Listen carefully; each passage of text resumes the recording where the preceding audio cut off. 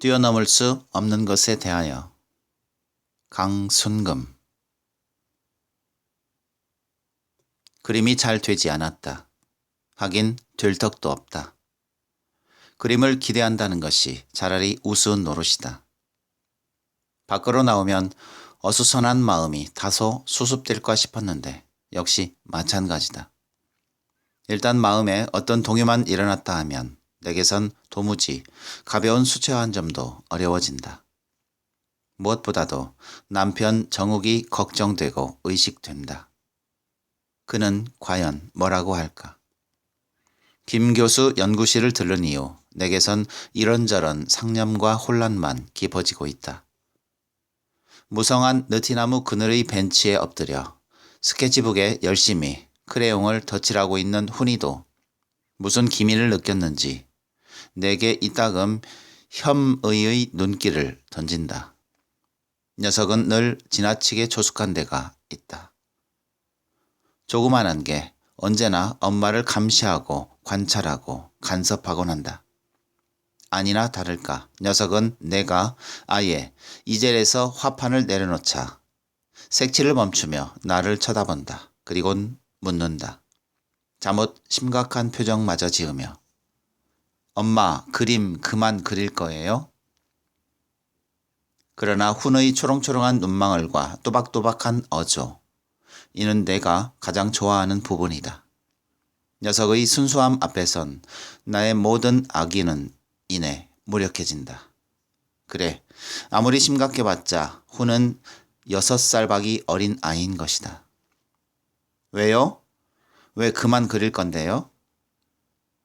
훈인 몰라도 되는 일이야. 나는 훈의 집요한 성격을 의식하며 자르듯 간단하게 대답한다. 조그만 빌미나 여운도 되도록 남겨선 안 된다. 녀석이 한번 마음 먹고 추궁에 들어오면 나는 곧 감당할 수 없게 되니까. 하지만 그렇게 모성이하게 대답하고 나니 훈에게 조금은 미안하다. 고맙고 착한 나의 어린 협조자에게. 어떤 면에서 훈은 지난 4년 동안 나의 뒤늦은 미술 공부를 고등학교 미술 교사인 남편보다 오히려 더 많이 돕고 이해해준 동업자였다. 기실 잘 조련된 동업자와도 같은 훈의 협조가 없었다면 나의 학창시절은 꼬박 2배는 힘들었을 참이다. 유치원을 마치고 엄마에게로 달려온 그는 서양화 작업실에서 전혀 아무런 방해도 되지 않았다. 가끔씩 모델료 없이 꼬마 모델의 역할을 훌륭하게 수행해주는 그는 도리어 고마운 존재에 가까웠다. 서양화 담당 교수들과 동료들은 그를 보면 칭찬으로 입을 모으곤 했다. 영락없이 생각하는 꼬마 로댕이야. 저것 좀 봐. 어쩜 저리도 예쁘고 기특하지? 여학생들은 값비싼 초콜릿 따위를 주저없이 상납하며 꼬마 로댕의 팬이 되기를 자청하기도 했다. 아닌 게 아니라 내 옆자리에 다소곳이 앉아서 그림에 열중하고 있는 훈의 모습은 확실히 예쁘고 기특한 구석이 있었다. 그렇다고 나의 만학이 줄곧 수월했던 것만은 또 아니다. 처음 1, 2년은 정말 여러 가지로 힘들었다. 남편 몰래 대학 입시를 준비하던 때의 고충은 말할 것도 없고 입학 후 어린 훈의 위탁 문제는 내내 큰 고민이 아닐 수 없었다. 훈이를 맡아 봐주던 동네 아주머니가 열병이 도진 훈을 들쳐업고 강의실에 나타났을 때의 그 경악과 당혹감이란 말로 다 표현할 수가 없다. 묵묵히 나의 입학을 승인했던 남편도 그때만큼은 매서운 한마디를 놓치지 않았다. 당신은 당신밖에 모르는 사람이요. 아, 그 말이 얼마나 나를 아프게 했는지. 그러나 어쩌면 나는 남편이 생각하는 것보다 훨씬 더 큰 이기주의자였는지도 모른다. 하지만 나는 또한 알고 있었다. 30세의 여자가 다소 독선적이 되지 않고선 아무것도 이루어낼 수 없는 법이라는 것을. 조금씩 생활의 앞뒤가 정리되어 가면서 내가 그림에 온전하게 내 열정을 쏟을 수 있었던 것은 훈이 유치원을 다니면서부터였다. 그는 이곳 대학교 부속 유치원이 끝나면 곧장 엄마에게로 달려와서 양순한 양처럼 엄마의 지시를 얌전하게 따라주었던 것이다. 단순한 순홍의 차원을 넘어서 있던 훈의 그동안의 이해와 배려가 새삼스레 떠오르면서 그에 대한 미안함이 가중된다. 나는 훈에게 따뜻한 일별을 던진다. 그러다가 주섬주섬 그림 도구를 챙기며 일어선다. 훈은 종종 걸음을 치며 앞서 걷는다. 작업실을 향해. 맴. 숫잠을 깬 듯 싶은 암매미의 우는 소리가 요란하다. 멀리서 풍물패의 농악소리도 들려온다. 적막하기만 하던 캠퍼스는 계약 일자가 임박해 옴에 따라 몰라보게 활기를 찾고 있다. 작업실도 마찬가지다. 제각기 작품 소재라든가 피서, 방랑 혹은 봉사를 위해 스케치북과 배낭과 통기타를 짊어지고 도시를 빠져나갔던 동료들이 다시 하나씩 모습을 나타내고 있다. 검게 그을린 모습으로 되돌아온 그들은 그러나 쉽게 붓을 들지 못한다. 붓을 팽개쳐버린 40일가량의 공백이 그들에게 가하는 보복은 조금은 가혹한 데가 있다.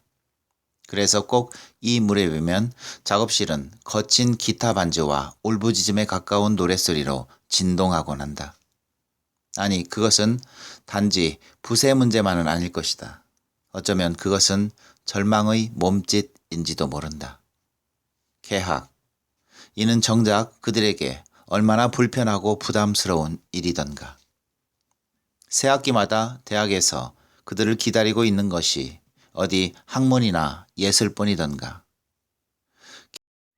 긴박한 이 땅의 현실이, 보다 격렬한 현대 투쟁사가, 그리고 매웁고 독한 최루탄 가스가 그들을 먼저 기다리고 있다는 그 서글픈 사실에 대해 그들은 발악적으로 저항을 느끼고 있는지도 모른다. 아무튼 담배꽁초와 빈 소주병이 널브러져 있는 작업실에서의 그들의 포효, 그들의 새로운 적응은 잠옷 처절하기만 하다. 인생은 끊임없이 시작의 연속이면서도 매번 시작은 그때마다 그렇게 힘든 것이다. 그들에 비하면 나는 뻔뻔스러울 만큼 행복한 대학 생활을 보낸 사람이 아닐 수 없다. 만학이 제공한 유일한 이점이라고나 할까. 나는 80년대 후반의 이 나라 대학가에서 분명 보기 드문 특혜자였다. 그 불편하고 귀찮기조차 한 사회 구성체 논쟁이라든가 통일론의 따위에 전혀 부담과 압박을 느끼지 않아도 되었던, 이 땅의 대학생이면 누구를 막론하고 지성이란 이름으로 짊어지고 있는 무거운 부채로부터 치열하고 고통스러운 이 땅의 모순과 부패한 문제들로부터 내가 고스란히 자유로울 수 있었던 것은 오직 훈의 엄마라는 특수한 명패 때문이었다. 그러니까 그것은 한마디로 양해 사항이었던 셈이다. 그들이 토론회를 갖고 결의대회를 열고 두 주먹을 불끈 움켜쥐며 분노하고 최루탄에 맞서 화염병을 던질 때 나는 양해된 나의 특권으로 그들 목까지 열심히 그림만 그렸다.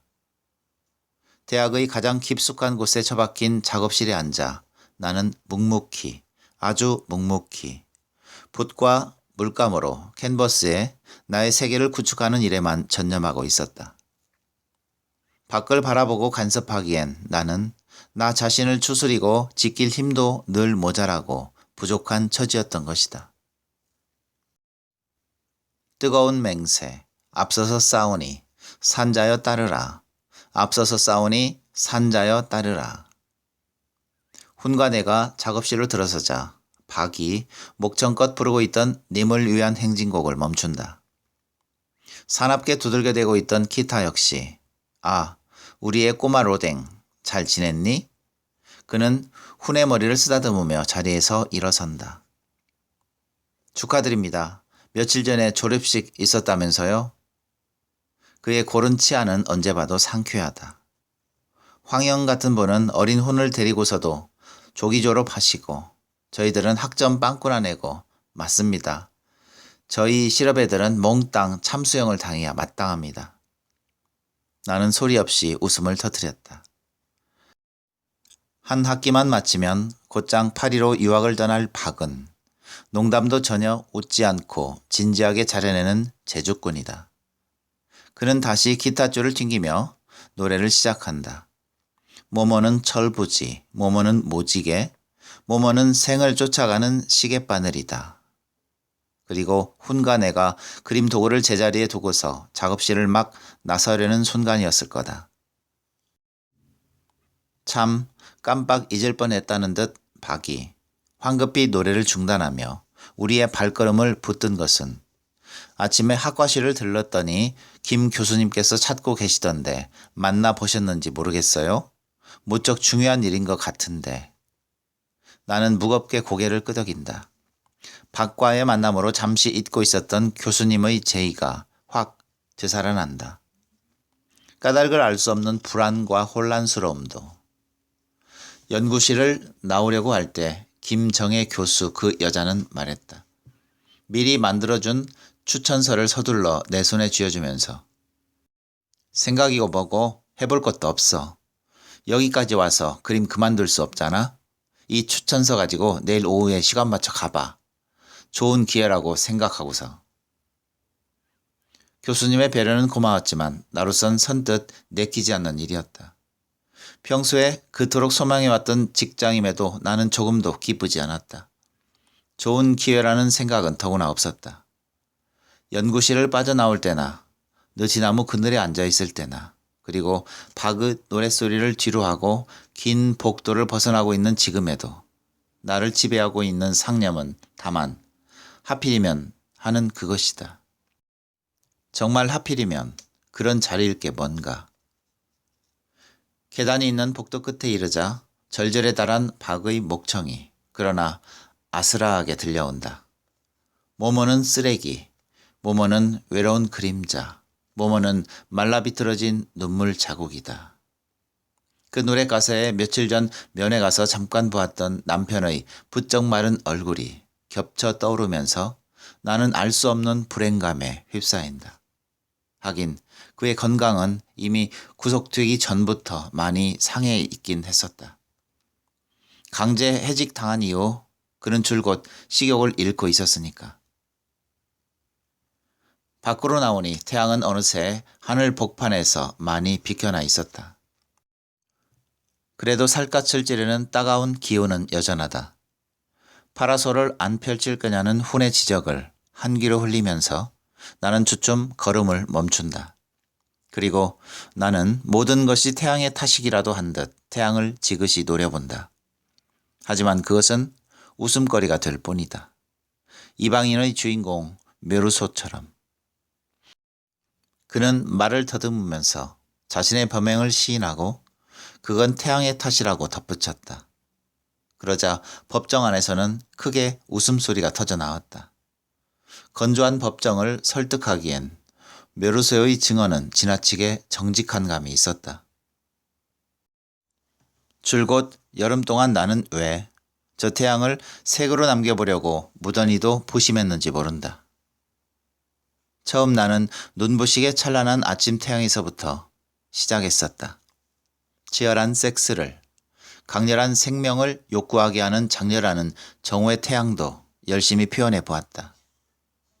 그러나 도대체가 마땅치 않았다. 나름대로 그림의 짜임새와 구성의 완벽을 섬세하게 배려했음에도 화폭은 어딘지 부자연스럽고 부적합하기만 했다. 그림을 불구로 만들고 있는 요인은 과연 무엇인가? 하지만 아무리 훑어봐도 화폭 전체를 관료하고 있는 기형적 요소는, 그 원인은 발견되지 않았다. 그것은 실로 고통스러운 일이었다. 그럼에도 아무런 진전도 없는 고뇌스러운 작업은 계속되었다. 지친 몸으로 집에 돌아온 나는 캔버스에 채워지지 않은 나의 허기와 나의 그 갈증으로 그날 밤 남편을 원했다. 무너지듯 내가 남편의 품에 안겼을 때 그는 몹시 의아스러워했다. 그러면서도 내 갈증만큼이나 자라있는 그의 목마름은 뜨거운 여자의 체온을 반가워하고 있었다. 교조 탄압 규탄 대회를 준비하느라고 매일 자정 무렵이 되었어야 귀가하고 있던 남편. 그의 심신 또한 여자와 잠이라도 자지 않고선 견딜 수 없을 만큼 지치고 고독해 있었는지도 몰랐다. 아무튼 남편은 그것을 화해의 의미로 받아들이며 내게 기꺼이 남자를 과시했다. 난폭한 입맞춤과 격렬한 포옹 끝에 우리의 몸은 몇 번인가 서로 겹쳤었다. 그런 다음 우리는 완전히 서로를 뒤섞고 있었다. 맹렬하게 끓어오르던 작업실 위의 정오의 태양을 떠올리며 나는 절정에 도달한 남편의 욕정을 남김없이 받아들였다. 아, 한순간 아픔과도 같은 탄성이 터졌고 이내 우린 잦아드는 숨결과 식어가는 체온을 다시 느낄 수 있었다. 참으로 오랜만이었다. 이렇게 쉬었던 것을. 남편이 만들어준 팔베개에 얼굴을 파묻으며 나는 소리 없이 그렇게 뇌고 있었다. 언제였던가 남편의 포옹을 거부하던 날 나는 더 이상 참아내지 못하고서 실토해버리고 말았었다. 위선 같은 것을 느끼고 있어요. 나의 그 고백으로 나와 남편의 자존심은 똑같이 상처를 입었었다. 남편도 모를 리 없었다. 밤 시간엔 인간이 맞닥뜨릴 수 있는 가장 깊은 맨살의 접촉을, 다시 말해 마지막이라고까지 감히 단언할 수 있는 인간의 가장 깊은 그런 절정의 만남을 서슴찮으면서 낮 시간엔 피차 다른 입장과 견해 차이로 서로를 무섭게 반목하고 질시하곤 하는 추잡한 표리를, 서로 언성을 높이고 으르렁거리고 증오하는 등의 그 수치스러운 표리 부동을. 역시 남편의 결벽증도 만만치 않았다. 그는 내 말에 선선히 공감하며 꼬집듯 지적하고 있었다. 내가 당신 그림을 반민족적 서구적 모더니즘이라든가 반민중적 에고이즘이라고 비난하는 것을 중지하든지 당신과 잠자리를 따로 하든지 두 가지 중 하나를 선택해야 하는 문제로군. 그날부터 우린 각자 다른 방을 사용하기 시작했다. 그리고 태양의 형상화에 거듭 실패하던 바로 그날 밤 나는 다시 남편과 방을 합쳤다. 우린 흡족하게 하룻밤을 함께 지냈고 서로 화해했다고 믿었다. 하지만 그것은 착각에 불과했다. 그것은 피차 필요에 의한 편리한 결탁이었을 뿐 근원적인 해결과는 거리가 있었다. 잠잠하게 가라앉아 있던 우리의 고질적인 심리전을 악화시킨 건 남편 쪽이었다. 그 며칠 후 자정이 훨씬 넘은 시각에 만취가 되어 돌아온 남편은 대뜸 내뱉고 있었다. 당신의 남편이 드디어 오늘 위대하게도 이 지방 교직원 노조 지부장직을 맡게 되었소. 나는 그가 자신을 학대하고 있다는 걸 잘 알았다. 좋은 선생님의 모습에 자신을 잃어가고 있는 남편에게 참교육 운동 중책은 그대로 짐이고 부담이 아닐 수 없었다. 그 밤 나는 단 한마디라도 남편에게 따뜻한 위로의 말을 해주었어야 옳았다. 남편으로서 이미 충분히 예상했고 어느 정도까지 각오까지 하고 있었던 일이라 해도 그랬다. 그러나 나는 그의 아픔을 차갑게 외면해버리고 있었으며 오히려 그에게 마음속 깊이 어떤 반발마저 느끼고 있었다. 나는 명백히 알고 있었던 것이다. 자신이 원했건 원치 않았건 일단 교조의 중책을 더 맡은 이상 남편은 이제 또다시 구속되고 말 것임을. 그의 해직과 더불어 곧 닥칠 그의 구속이 참교육운동 쪽에선 다분히 지사적 의분이 서린 값진 희생쯤으로 평가될지는 모르나 그로 인해 나와 내 가정이 겪어야 하는 건 가난과 불안정 그리고 고통뿐이라는 사실을. 최악의 경우 나는 그림을 팽개치고서 다시 생계를 위해 적당한 일자리를 붙들어야 할지도 몰랐다. 그렇다고 남편을 향해 내 솔직한 심정을 쏟아놓을 순 없는 일이었다. 나는 그렇게까지 남편을 비참하고 쓰라리게 만들 순 없었다. 늦었어요. 씻고 주무세요. 나는 되도록 내 말에 감정이 들어있지 않길 바랐다. 아무런 감정도 없이 그렇게 대응하는 것만이 나로선 최선이라면 최선이었다. 하지만 문제는 거기에 있었다. 나의 철저한 무관심을 남편은 더 이상 참을 수 없었던 걸까. 신발도 벗지 않은 채 아파트 문에 기대어 서서 나를 뚫어지게 쏘아보던 그의 눈빛은 여러 가지로 심상치 않았다. 아니나 다를까 그는 빈정거렸다. 황석영 씨, 잘난 체 그만하시지. 그리고 내가 그를 무시하고 방으로 들어가려고 할 때 그는 급하게 나의 팔을 낚아채고 있었다. 당신의 무표정, 인젠 질렸어. 인색한 존중 따윈 집어쳐. 차라리 마누라 앙탈 쪽이 훨씬 맘 편해. 남편은 단숨에 퍼붓고서 나의 팔을 거칠게 뿌리쳤다.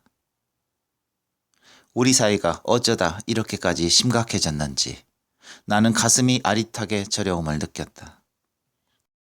좁은 아파트에서 우리 부부의 별거는 또다시 시작되고 있었다. 나는 입술을 지그시 깨물고서 사태를 이해해 보려고 애썼다.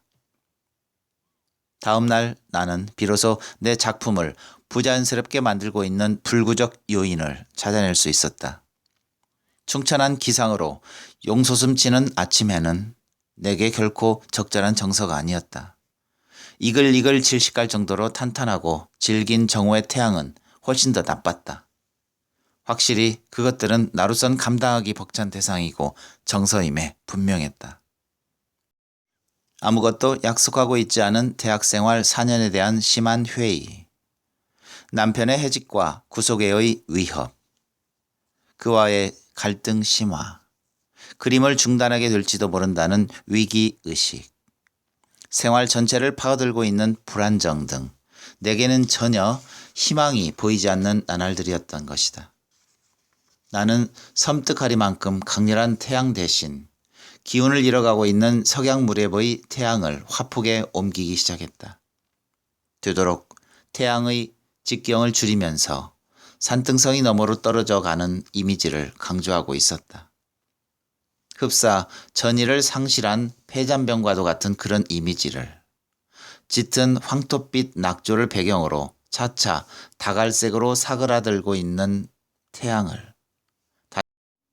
다시는 영원히 떠오를 것 같지 않은 암담한 그 태양을 포착하고서야 마침내 나는 그림이 제대로 되었다는 느낌이 들었다. 마음이 한결 편했다. 쾌감 같은 것도 뒤따랐다.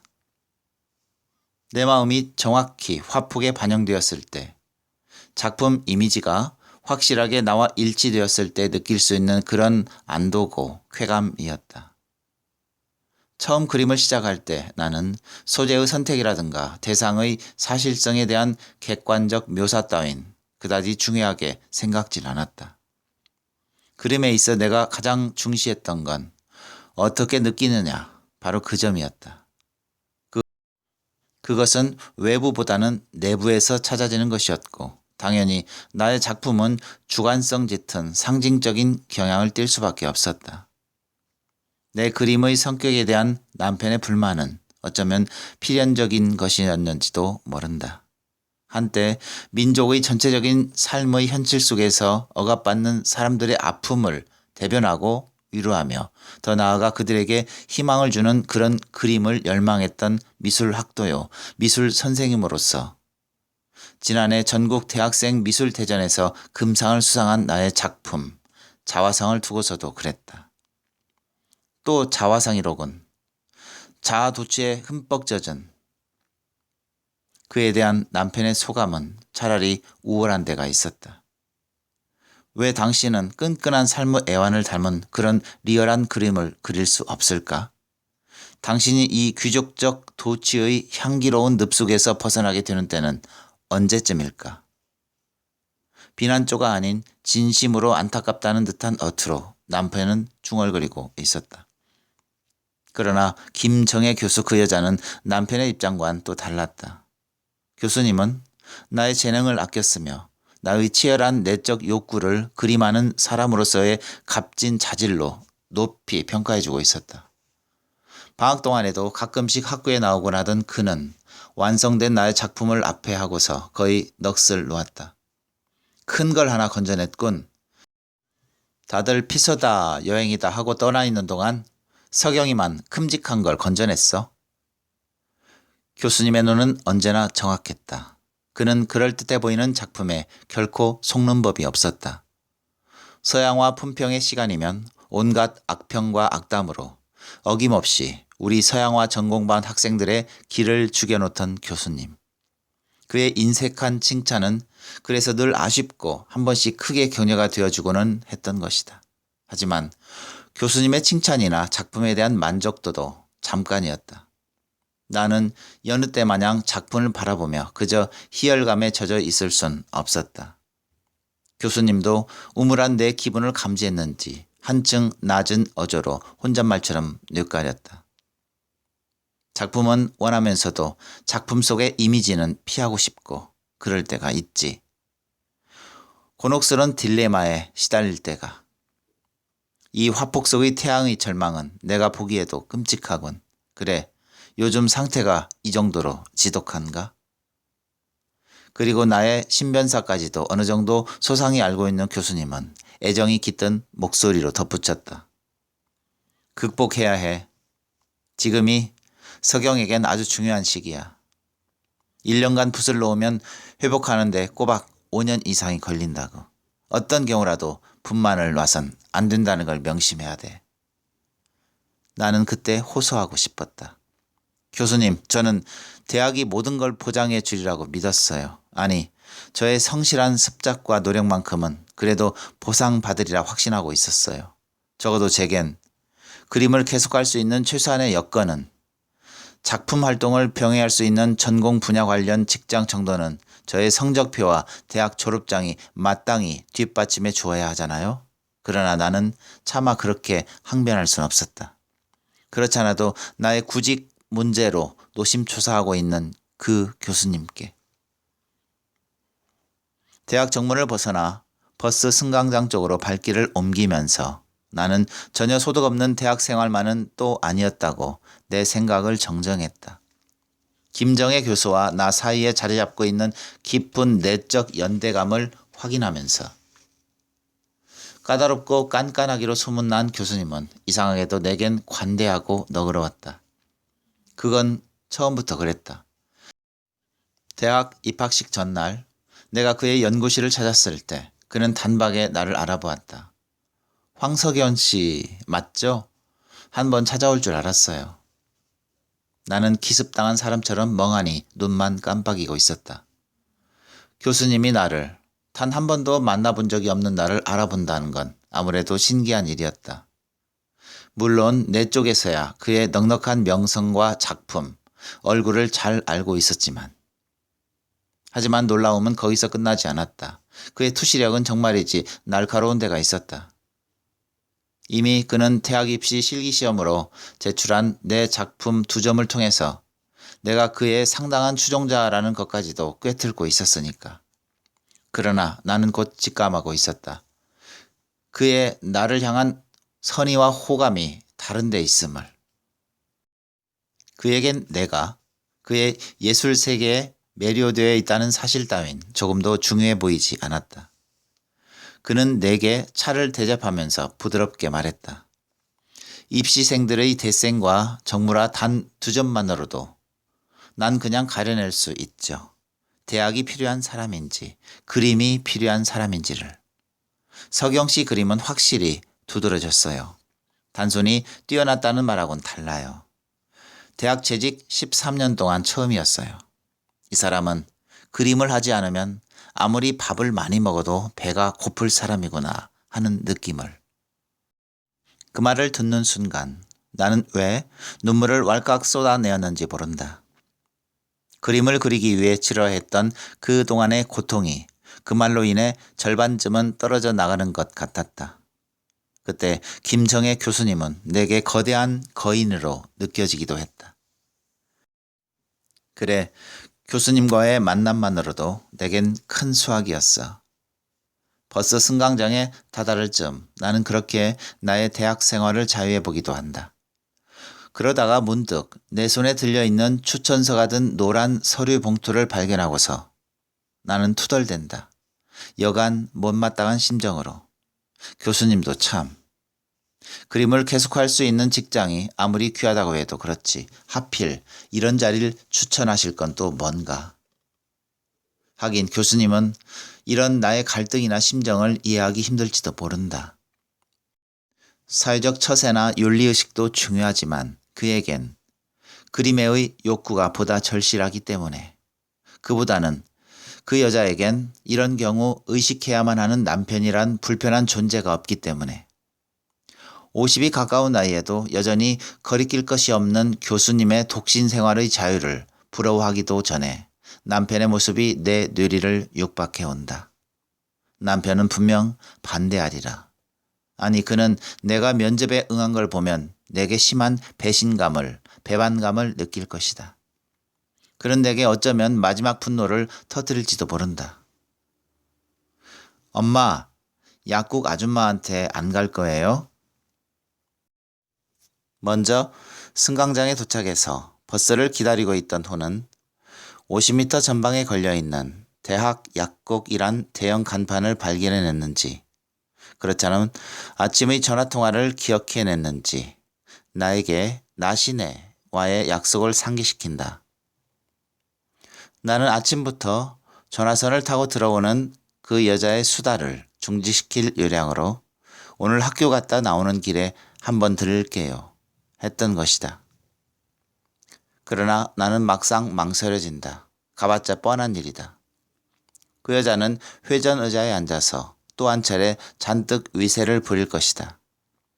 고용된 약사들한테 이따금씩 이것저것을 지시하면서 도대체 남편의 대학 서클 동기인 그들 부부 앞에선 마르크시즘을 모르고선 사람 축에도 끼지 못하는구나 하는 자조적인 느낌이 들 때가 한두 번이 아니다. 오늘도 그 여자는 제대로 소화되지도 않은 사회과학을 떠버리다가 바닥이 드러나면 적당히 증권시장이나 아파트 부동산 경기 쪽으로 화제를 돌릴 것이다.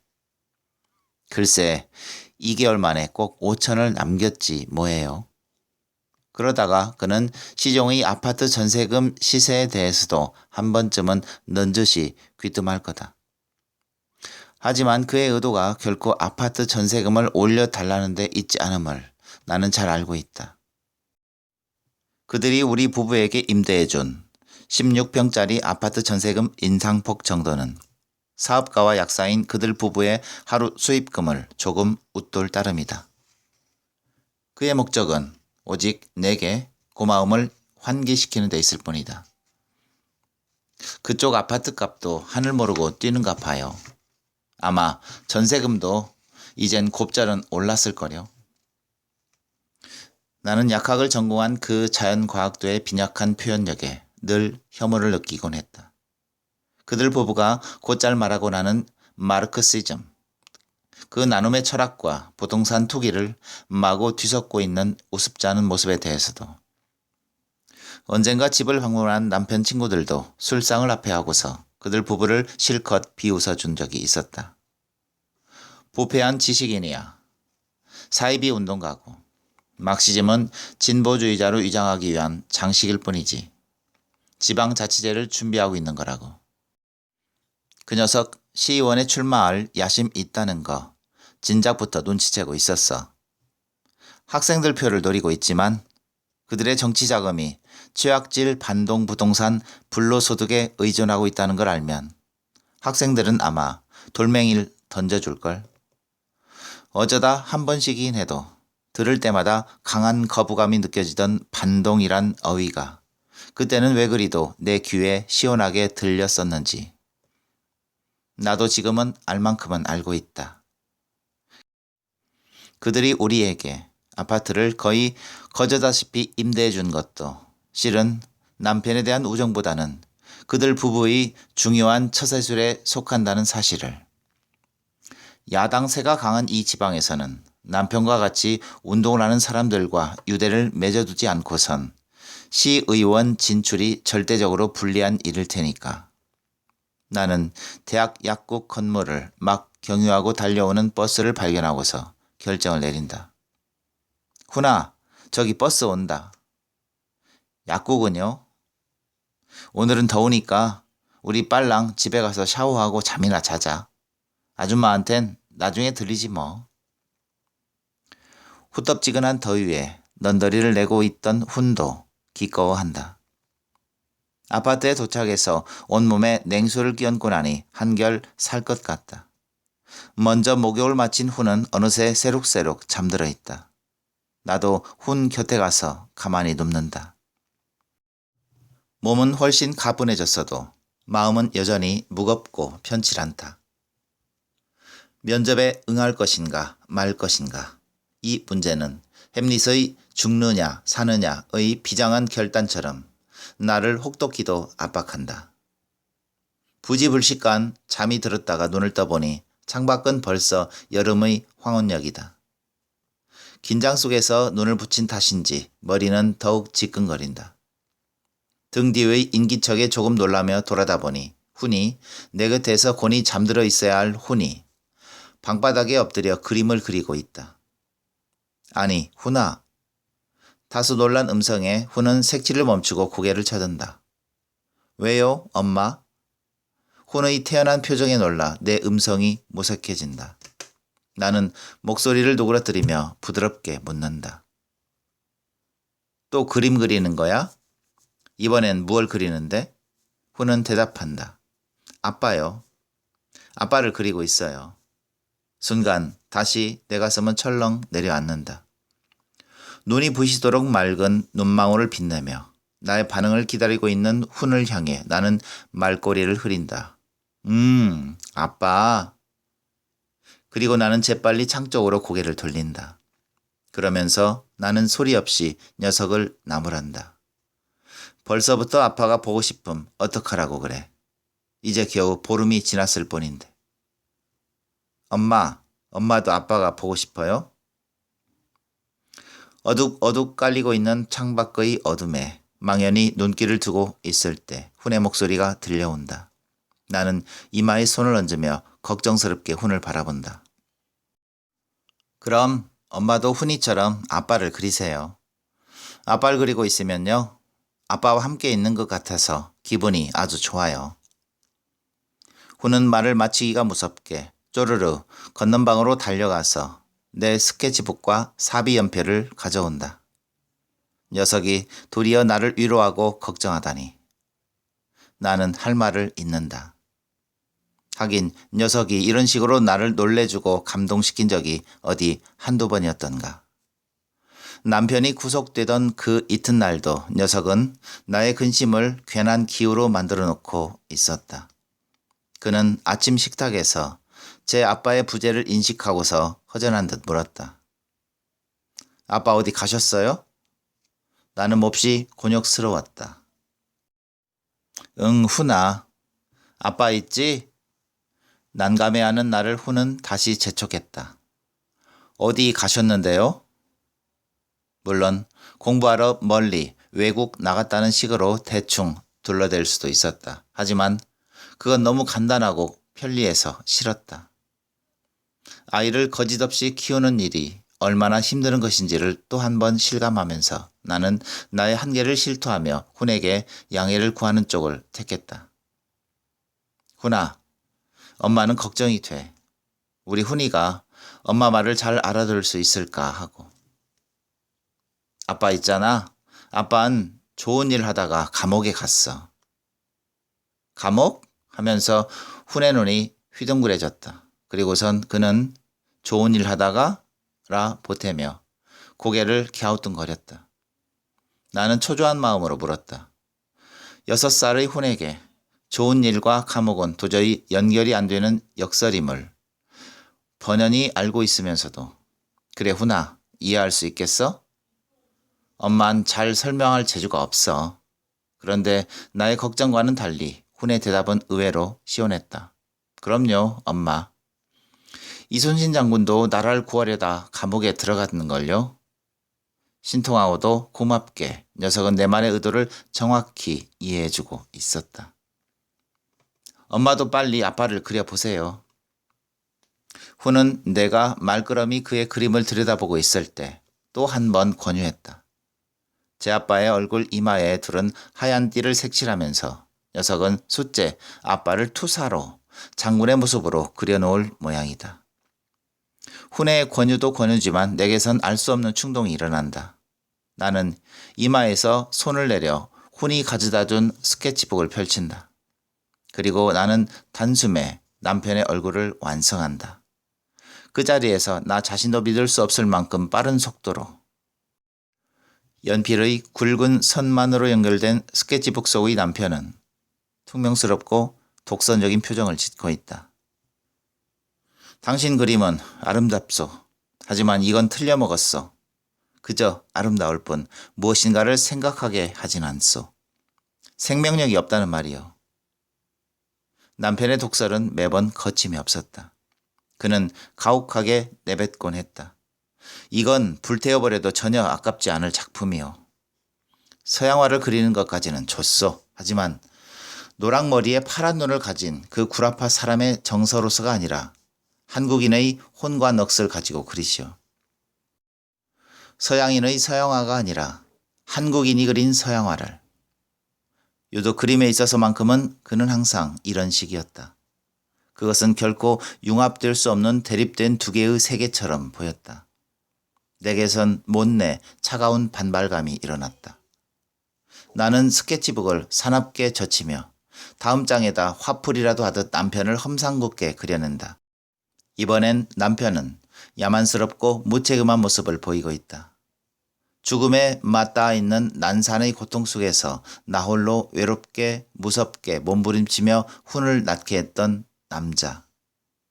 나는 형무소에 수감 중이던 그를 얼마나 원망했는지 모른다. 의사는 위험하다고 느꼈는지 계속해서 남편의 전화번호를 물었었다. 남편의 의사가 필요합니다. 말씀해 주세요. 급하다니까요. 나는 그때 혼수 상태로 빠져들면서 간신히 말을 이었다. 저와 아이 중 하나를 택해야 한다면 아이를 살리세요. 제겐 아무런 희망이 없어요. 아이가 살아있는 편이 훨씬 나아요. 그뿐이던가. 2개월이 지났을 뿐인 어린 핏덩이를 확실한 신분도 모르는 여자한테 맡겨놓고 나로 하여금 출근하게 만들었던 남자. 나는 남편이 알 수 없는 증오와 반항을 느끼며 연필을 쥐고 있던 손에 힘을 준다. 그 당시 혹독한 가난의 서름과 아픔을 되살리면서 그리고 나는 남편의 얼굴을 노려보면서 뇌까린다. 나도 내가 원하는 대로 하겠어요. 따르릉. 잔뜩 심사가 뒤틀리고 있을 때 전화벨이 울린다. 엄마, 약국 아줌마예요. 훈이가 받아서 내게 건네준다. 이 여잔 무슨 허세를 늘어놓고 싶어서 또다시 전화질인가 전화질은. 그렇잖아도 낮에 들르지 못해서 전화라도 드리려고 했어요. 나는 막 시작되고 있는 그녀 특유의 너스레를 중간에서 토막내버린다. 그리고 그에게 말할 틈을 주지 않고 내 쪽에서 먼저 전세금 얘기를 꺼내고 나선다. 그의 허영심이나 충족시켜주고 있을 그런 기분이 도무지 아닌 것이다. 전세금 얘긴데요. 한꺼번에 목동 만드는 건 좀 벅차고요. 당분간 차액은 월세로라도 넣어드렸음 하고요. 그는 펄쩍 뛴다. 우리가 혼인해하고 그럴 사이냐. 전셋돈 올려달라고 전세 시세 운운했던 거 절대 아니다. 우릴 나쁜 사람으로 만들려고 그러느냐는 등 부지런히 나열한다. 그러는 중에도 그는 우리의 궁핍한 처지를 환기시켜 놓는 일을 결코 잊지 않는다. 예상했던 대로다. 훈이 엄마, 그게 아니에요. 저도 요즘 힘드실 것 같아서 필요하시다면 돈도 좀 융통해 드리고 위로도 좀 해드리고 그러려고 한번 뵙자고 했던 거예요. 그렇지 않아도 몹시 어려울 텐데 전세금까지 걱정하고 계실 건 또 뭐예요. 듣기에 따라서 얼마든지 선의로 받아들일 수 있는 말인데도 나는 그러질 못한다. 괜스레 심통이 인다. 이 여잔 꼭 이랬어. 나는 다시 그의 말을 까뭉개고 나선다. 아니에요. 그러실 필요 없어요. 제가 취직이 되었거든요. 뭘 믿고 이런 후기를 부리고 있는지 자신으로서도 모를 일이다. 취직요? 어머, 그래요? 전혀 뜻밖이라는 듯 놀란다. 놀랄 테지. 그리고 조금은 서운하기도 할 테지. 그의 부자로서의 뿌리 깊은 우월감을 과시할 상대가 한 사람 줄어드니까. 나는 일순 결정짓고 만다. 내일 면접에 응하는 쪽으로. 정말 잘 되었네요. 축하드려요. 그래, 어디에 근무하게 되신 거예요? 그러나 나는 다시 풀이 꺾인다. 어떻게 말할 수 있단 말인가. 더구나 이 여자에게. 교직에 임용될 것이라는. 강제 해직당한 어느 여중학교 미술 선생님 자리에 내가 대신 충당될 것이라는 그 말을 어떻게. 나는 적당히 얼버무리며 수화기를 내려놓는다. 그는 분명 훈이 아빠 체면도 생각하셔야죠 하며 나를 점잖게 나무랐을 것이다. 아, 내가 왜 그런 수모와 고통을 겪어야 한단 말인가. 내가 무얼 그토록 크게 잘못했단 말인가. 나는 그다지 큰 욕심을 부리지도 않았다. 난 다만 그림을 계속하고 싶은 것뿐이다. 물론 내게는 남편처럼 신념에 찬 예술관 같은 건 없다. 하지만 거의 본능에 가까운 표현의 욕구, 그 진실한 내면의 소리를 나로선 도저히 거역할 수가 없고, 또한 그것이 내게는 더없이 소중한 걸 어떡하란 말인가. 서양화 첫 시간을 맞아 처음으로 작업실 이젤 앞에 앉았을 때의 가슴 벅참. 이제야 비로소 내가 마땅히 속해 있어야 할 자리에 내가 꼭 해야 할 그 일을 가지고 찾아왔다는 안도의 느낌. 그 벅참과 안도감을. 그런데 나는 여기서 다시 포기하고 상실해야 옳단 말인가. 아니다.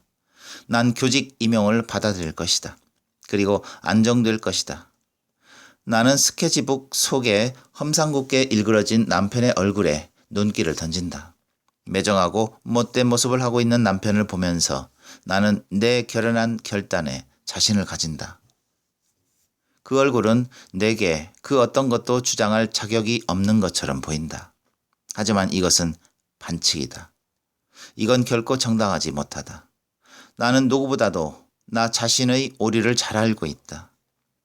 그림 속의 남편의 모습은 진짜가 아닌 것이다. 그건 남편의 일부일 뿐이다. 내가 남편의 모습 중 내가 보고 싶은 부분만을 골라, 즉 그의 고약한 특색만을 일부러 선택해서 스케치했던 것이다.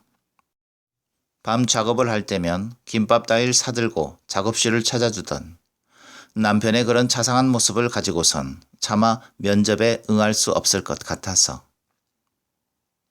나는 스케치북을 들고 아예 식탁 의자로 가서 편히 앉는다. 기왕 내친 김에 남편을 정밀 묘사로 온전히 그려볼 작정이다. 대략적인 윤곽이 잡혀갈 무렵 스케치북 속의 남편은 어느새 내게 화해를 청하고 있다. 보름 전, 그러니까 전국 교직원 노조 탄압 규탄 대회가 있던 지지난주 일요일, 남편은 결국 구속되고야 말았다. 좁은 아파트에서 별거 생활을 다시 시작한 지 닷새쯤 되어가던 날로 우린 미처 화해할 기회도 갖지 못한 채 갈린 셈이다. 나는 그날 가슴을 졸이며 남편의 귀가를 기다리고 있었다. 접니다. 밤 늦은 시각.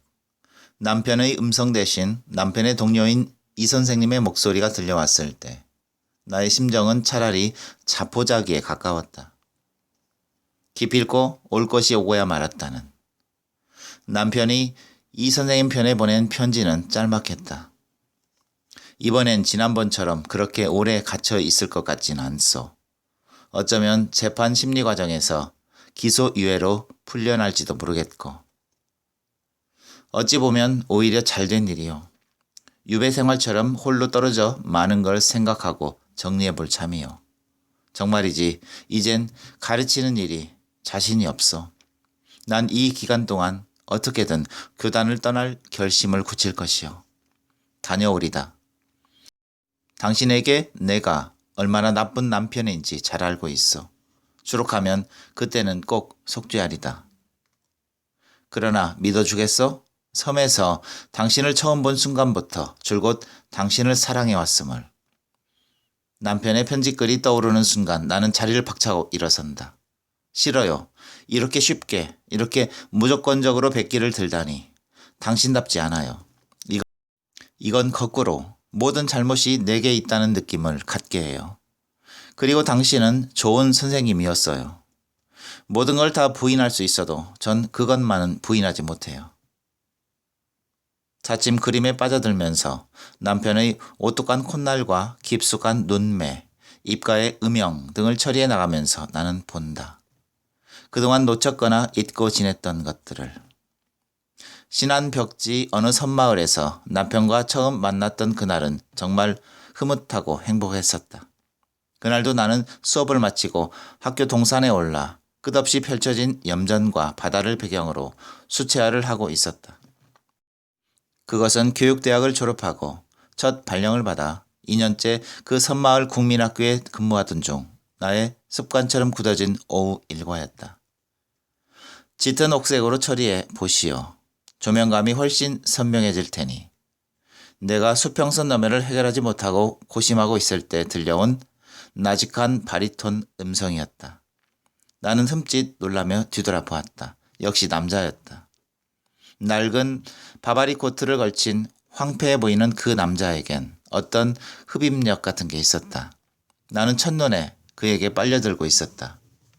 그는 내 그림 쪽으로 바짝 다가서며 말을 이었다. 상당한 수준이요. 당신도 이 길을 이미 벗어나기는 어려운 사람인 것 같소. 하지만 나는 이런 고답적이고 고급적인 취향의 그림은 별반 좋아하진 않소. 그때만 해도 그는 내 그림에 대해 그렇게까지 혹독하진 않았다. 마치 자력에 끌리듯 그에게 이끌려서 그날 내가 발을 들여놓았던 곳은 국민학교에 바로 인접해 있는 그곳의 중학교 미술실이었다. 나는 그제서야 그가 미술 선생님이라는 걸 깨달았다. 그는 자신의 그림을 보여주기 시작했다. 이루 형연할 수 없을 정도로 특이하고 충격적인 그림들이었다. 바다와 염전과 연부의 얼굴 등. 작품의 소재와 내용은 다양했으나 색상은 유일하게 검정색으로 통일되어 있었다. 검정도 그림 물감의 검정이 아니었다. 내가 몹시 당황하며 의아스러워하자 그는 곧 입을 열었다. 먹물이요. 나는 이 섬에서 동양화도 아닌 조선화를 시도하고 있는 중이고 서구의 모더니즘이 서양화가 나의 감수성을 부자연스럽게 제한한다는 걸 깨치면서 나는 서양의 색상을 버렸어. 나는 귀 기울였다. 그의 한마디 한마디가 그땐 그토록 신선하고 소중할 수가 없었다. 그는 내게 충분히 반갑고 충분히 고맙고 충분히 새로운 존재였다. 그날 이후 우리는 한 학기 동안 줄곧 만났다. 나는 그림 자체보다도 치열한 그의 추구가 마음에 들었다. 우리 둘 사이가 가까워지고 있다는 걸 서로 방관했다. 본능적으로 잘 맞지 않는 사람들이라는 것을 직시하고 있으면서도. 그러나 이듬해 새 학기 우린 인사 발령에 의해 자연스럽게 갈리고 있었다. 그리고 우리 사이는 못내 안타깝고 아쉽던 그대로 끝났어야 10번 좋았다. 2년쯤 지나서였던가. 여름방학 기간에 가톨릭 교관에서 실시하는 시민미술학교에 참석한 것이 화근이라면 화근이었다. 내가 원하는 성격의 모임이 아니라는 걸 간파하고서 강의실을 막 나서는 순간 강의실 문에서 맞닥뜨린 사람이 정욱 그 남자였으니까. 그는 이론 강사로 초청되어 1시간 동안 민중 미술의 가능성을 두고 열변을 토하기로 예정되어 있었다. 작품은 많이 하셨어요? 강의가 끝나자 곧바로 그를 따라 나서며 내가 먼저 물었을 때다. 미술 선생님에서 앞부분 미술은 그 섬을 떠나오면서 포기했고 뒷부분 선생님이라도 잘해보려고 했는데 그것도 쉽지만은 않소. 공허한 웃음에 씁쓸한 저음이었다. 그리고 그는 더욱 무겁고 어두운 어조로 덧붙이고 있었다. 다시 만나서 좋을 것이 없는 사람들인데 다시 만났구려.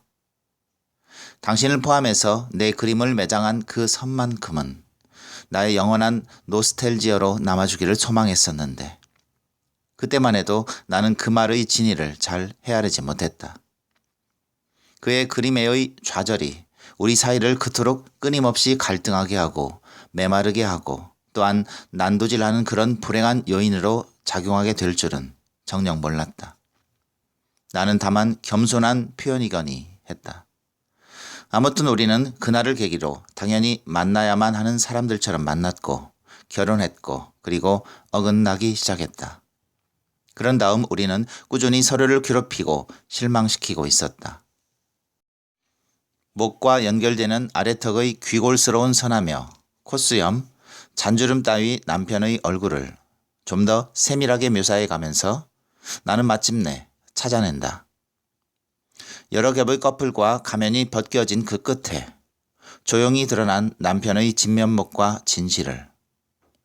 맞아. 그는 그림을 포기하면서부터 내게 고약하게 굴기 시작했어. 기실 그는 좌절된 예술의 갈망을, 조선화의 꿈을 나를 통해서 실현하고 싶었던 거야. 물론 그건 어디까지나 억지고 무리임이 분명하다. 하지만 나는 그의 좌절과 상심만큼은 포용하고 이해했어야 옳았다. 아, 나는 결국 후회하고야 만다. 이제는 결정을 내려야 한다. 면접 시간에 맞추려면 시간이 넉넉한 것만도 아니다. 교수님의 말에 의하면 비밀리에 갖는 면접이기 때문에 시간이 촉박하게 잡혔다는 것이다. 음성적인 신규 채용이라는 건 이 한 가지만으로도 확인된다. 여기서 가장 떳떳지 못한 건 나의 배역일 테다. 나는 은밀한 이 막후 접촉에서 한 수 더 뜨는 역할을 담당하게 되어 있다. 나는 비굴하게도 남편을 도매금으로 넘기지 않으면 안 된다. 물론 교수님의 먼 친척벌 된다는 사립학교의 교장 선생님은 전적으로 교수님 추천을 신뢰할 것이지만 그래도 한 번쯤은 근엄한 얼굴로 남편의 사상성을 문제 삼을 것이다. 나는 되도록 과장된 제스처를 동원하며 넌더리를 내야 한다. 지긋지긋하다는 형언에 강조점을 두면서 그리고 전교조에 가입하지 않겠다는 서약서 용지를 받아들고선 이제껏 서약서쯤은 100장도 더 써드릴 수 있다는 의연하고 믿음직스런 태도를 보여주어야 한다. 문제의식이 없는 무사 안일한 성격의 소유자가 되겠습니다. 봉건적이고 관료적이며 다분히 부르주아적인 기존의 부패한 교사상을 최대 표본으로 삼겠습니다. 식민의 벽을 쌓고 독재의 온상을 양성하는 데 손색 없는 교사가 되겠습니다. 설령 이것이 그가 원하는 교사상일지라도 이렇게 직접적으로 서술하면 그는 불쾌할 테지. 그래, 나는 조심스럽게 오해하지 않으면 안 된다. 요즘 전교조는 사회적 대립과 갈등을 조장하고 있으며 빵빵 사방에서 갑자기 크락슨 소리가 들려온다. 체제 부정 교육을 실시하고 있는 빠바빵 여태 의식하지 못했던 각종 소음들이 귓가를 때린다. 계급 투쟁을 유발하고 자라나는 2세 교육을 윽칙 버스 정지음과 함께 나는 앞으로 거꾸러진다. 난 결국 머릿속에서 작성하고 있던 서약서를 포기하고 만다. 이렇게 굳이 힘들이지 않아도 될 일이다. 사람들은 대부분 자신을 학대하는 따위 어리석은 짓은 삼가하며 대충들 잘 살아간다. 미리 만들어진 서약서에 나는 무감각하게 서명하고 직인만 찍으면 그만일 일이다. 아, 그러나 나는 과연 무감각할 수 있을까? 그것이 남편이 설 마지막 자리를 빼앗는 일이라는 사실을 확연하게 직시하고 있으면서도 그래도 그것만큼은 믿었던 최후의 그 믿음이 무너지면서 그는 자신의 인생을 완벽한 실패로 단정할 거다. 그리고 미술 선생님에서 뒷부분 선생님까지도 주저없이 내던지고 교단을 떠날 것이다. 이런저런 상념에 시달리고 있을 때다. 손님 내리시죠. 나는 깜짝 놀라 고개를 쳐든다. 기사 아저씨가 나를 돌아다보며 덧붙인다. 다 왔습니다. 버스는 어느새 정지하고 있고 버스 안은 나를 제외하곤 한 사람도 없다. 나는 종점까지 와버린 것이다. 생각에 골몰하다가 버스 요금 박스를 빼내고 있는 아저씨에게 나는 황급히 묻는다. 여기서 무슨 여중학교까지는 얼마나 걸리죠? 버스로 나가면 30분은 좋게 걸릴 겁니다. 여기선 택시 잡기도 힘들 텐데.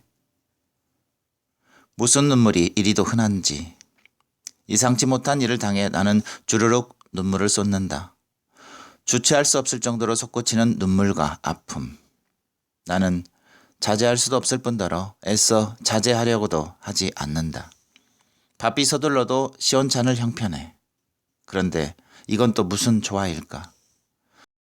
눈물을 닦아내고 버스에서 막 한 발을 내딛는 순간이다. 나를 지탱해주고 있던 축대 하나가 떨어져 나간 듯한 느낌도 잠깐. 나는 신기하게도 모든 압박감에서 놓여난다. 마땅히 뒤따라야 할 늦었다는 생각이라든가 초조함, 불안 같은 것들에서. 그 대신 나 홀로 너무나 먼 곳에 버려져 있다는 지독한 쓸쓸함이 나를 엄습해온다. 까닭 모를 우수와 그리움이 가슴 깊은 곳에서 메아리치기도 한다. 아, 나는 남편으로부터 지나치게 멀리 떨어져 나와 있는 것이다. 이때 반란처럼 머릿속을 스치는 새로운 형상. 그동안의 이미지를 깨뜨리고 새 이미지를 구축하고 싶은 강렬한 욕구. 나는 순간 변신의 위협을 느낀다. 하지만 두려움 못지않게 유혹도 느낀다. 나를 크게 하는 모든 것을 나는 사랑한다는 그런 말들도 매혹적으로 들려온다. 자기 도취, 자기 추구, 자기 구제. 필사적으로 고집하며 아성의 높은 벽을 쌓아온 이기의 세월.